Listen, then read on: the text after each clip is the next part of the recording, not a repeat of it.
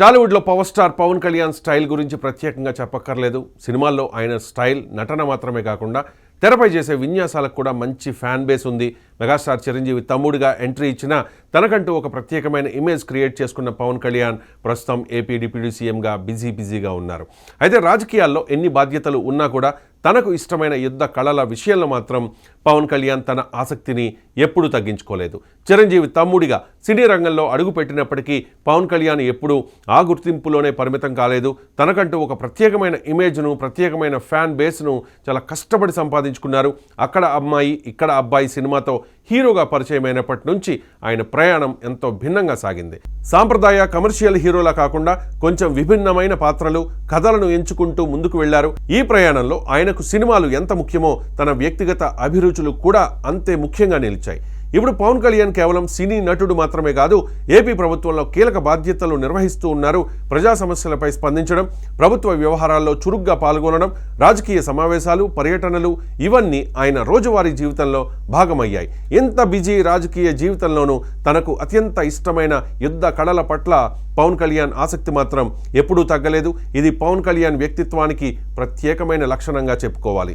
సినిమాల్లోకి రాకముందే చెన్నైలో ఉన్న రోజుల్లో పవన్ కళ్యాణ్ మార్షల్ ఆర్ట్స్పై ప్రత్యేకంగా దృష్టి పెట్టారు. కరాటే, ఇతర యుద్ధ కళల్లో కఠినమైన శిక్షణ తీసుకున్నారు.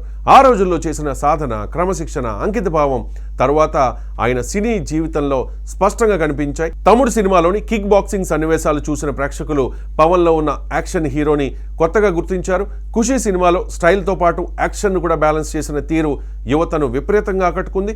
ఈ సినిమాలే కాకుండా ఆయన కెరీర్లో వచ్చిన అనేక చిత్రాల్లో మార్షల్ ఆర్ట్స్ ప్రభావం స్పష్టంగా కనిపిస్తూ ఉంటుంది.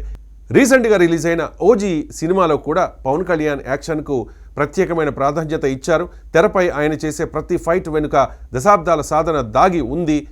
ఇది కేవలం కెమెరా ట్రిక్స్ లేదా స్టంట్ డబుల్స్తో వచ్చిన ఫలితం కాదు. నిజ జీవితంలో పవన్ కళ్యాణ్ నేర్చుకున్న మార్షల్ ఆర్ట్స్, శారీరక శిక్షణే ఈ యాక్షన్కు బలమైన పునాది. ఈ అంకిత భావానికి తాజాగా అంతర్జాతీయ స్థాయిలో ఒక అరుదైన గుర్తింపు లభించింది. మార్షల్ ఆర్ట్స్ ప్రపంచంలో పవన్ కళ్యాణ్కు విశేషమైన గౌరవం దక్కింది. ప్రాచీన జపనీస్ కత్తిసాము కళ అయిన కెంజుట్సులో ఆయనకు అధికారికంగా 5th డాన్ పురస్కారం లభించడం నిజంగా గొప్ప విషయం.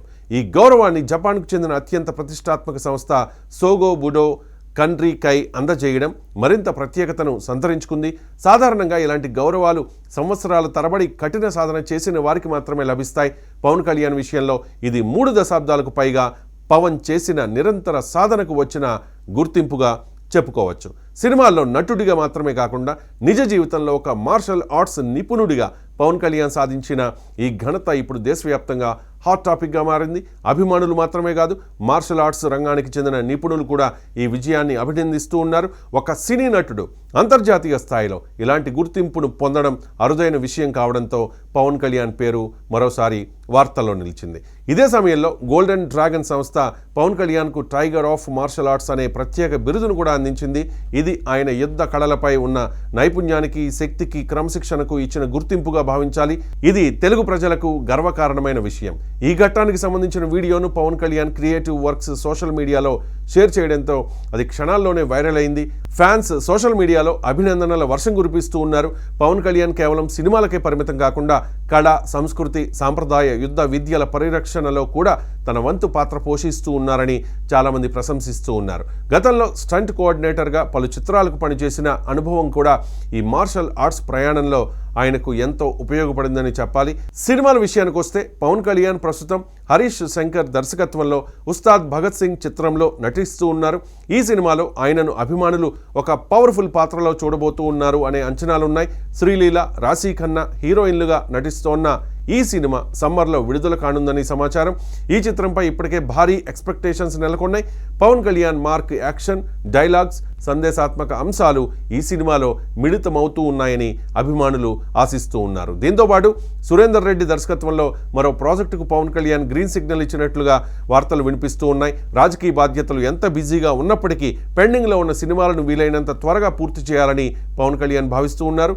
రాజకీయాలు, సినిమాలు, వ్యక్తిగత అభిరుచులు అన్నిటినీ బ్యాలెన్స్ చేస్తూ ముందుకు సాగడం పవన్ కళ్యాణ్కు మాత్రమే సాధ్యమైన విషయమని అభిమానులు అంటూ ఉన్నారు. మొత్తానికి పవన్ కళ్యాణ్ ప్రయాణం ఒక సాధారణ సాధారణ సినీ నటుడి కథ మాత్రమే కాదు, అది క్రమశిక్షణ, అంకితభావం, అభిరుచి ఉంటే ఏ రంగంలోనైనా అంతర్జాతీయ స్థాయిలో గుర్తింపు సాధించవచ్చని చెప్పే ఒక ఎగ్జాంపుల్. సినిమాల్లో పవర్ స్టార్గా, రాజకీయాల్లో ప్రజానాయకుడిగా, మార్షల్ ఆర్ట్స్లో నిపుణుడిగా ఆయన కొనసాగిస్తోన్న ఈ ప్రయాణం ఇంకా ఎన్నో మైలురాళ్లు దాటుతుందని అభిమానులు నమ్ముతూ ఉన్నారు.